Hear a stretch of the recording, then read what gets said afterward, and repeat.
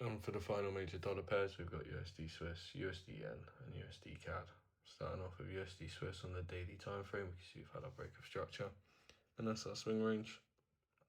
We've liquidated this high over here before then seeing this demand chain that was pushing pricing towards the upside fail,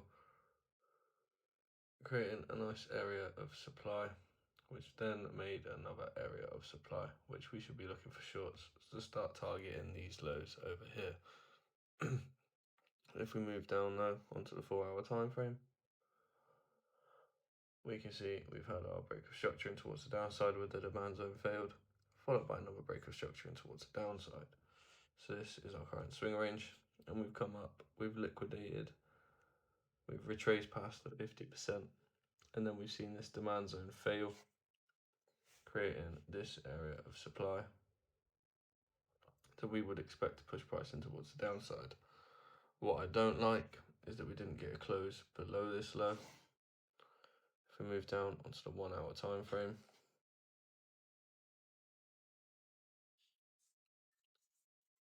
what we can see is that demand zone failed here.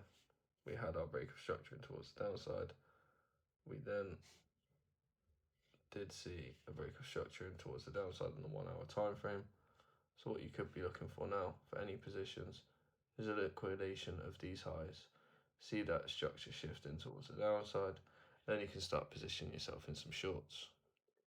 Moving on to USD Yen, I'm still not really looking at this pair.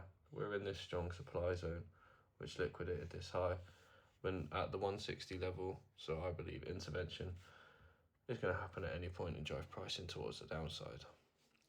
Moving on to USD CAD. On the daily time frame, we can see we've had our break of structure, and that's our swing range. We've liquidated this high before seeing a strong sell-off in towards the downside.